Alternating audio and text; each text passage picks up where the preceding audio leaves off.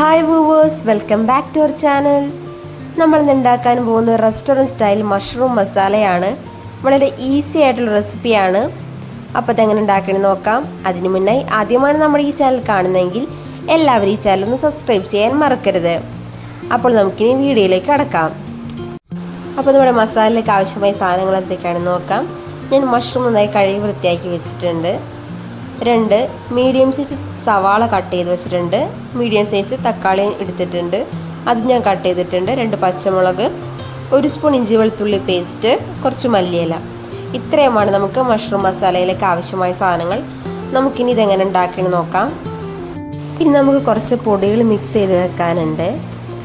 അതിനായി ഞാനിവിടെ 1 സ്പൂൺ മുളക് പൊടിയും 1 സ്പൂൺ മല്ലിപ്പൊടിയും 1/2 സ്പൂൺ പെരിഞ്ജീരകം പൊടിച്ചതും 1/2 സ്പൂൺ കുരുമുളക് പൊടിയും മിക്സ് ചെയ്ത് മാറ്റി വെക്കുന്നുണ്ട്.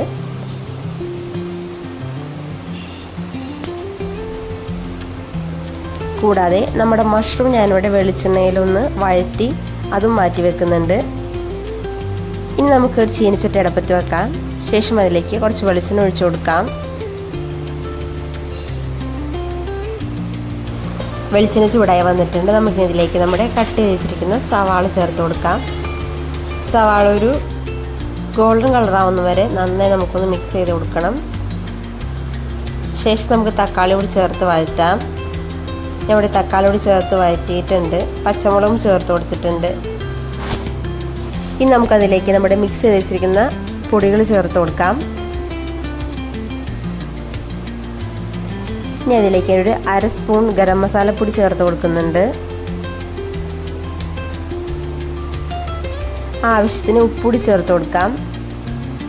ഇനി ആ പൊടിയുടെ എല്ലാം പച്ചമണം മാറുന്ന വരെ നമുക്ക് നന്നായി എന്നത് മിക്സ് ചെയ്തെടുക്കണം.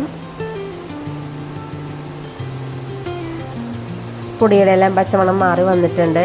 ഇനി നമുക്കിതിലേക്ക് കുറച്ച് ചൂടുവെള്ളം ഒഴിച്ചു കൊടുക്കാം.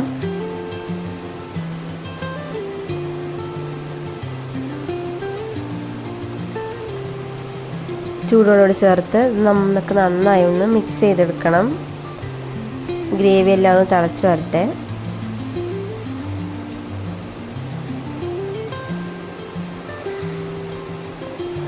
ഇനി നമുക്ക് നമ്മുടെ വഴറ്റി വെച്ചിരിക്കുന്ന മഷ്റൂം കൂടി ചേർത്ത് കൊടുക്കാം.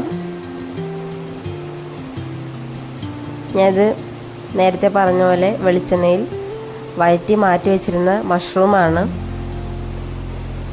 ഇനി നമുക്കിതൊന്ന് 5 മിനിറ്റ് മൂടി വെച്ച് വേവിച്ചെടുക്കാം.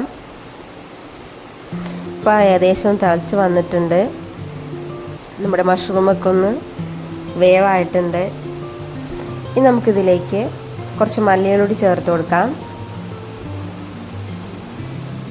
അങ്ങനെ നമ്മുടെ വളരെ ടേസ്റ്റി ആയിട്ടുള്ള റെസ്റ്റോറൻറ്റ് സ്റ്റൈൽ മഷ്റൂം മസാല റെഡിയായി.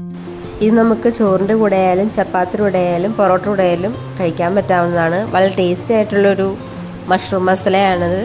വളരെ ഈസി ആയിട്ടുള്ളത് തന്നെ, പെട്ടെന്ന് തന്നെ നമുക്കിത് ഉണ്ടാക്കിയെടുക്കാം. എല്ലാവർക്കും വളരെയധികം ഇഷ്ടപ്പെടും. എല്ലാവരും ഇത് ട്രൈ ചെയ്ത് നോക്കണം. എൻ്റെ ഈ വീഡിയോ ഇഷ്ടമായ ലൈക്ക് ചെയ്യാനും സബ്സ്ക്രൈബ് ചെയ്യാനും കമൻറ്റ് ചെയ്യാനും മറക്കരുത്.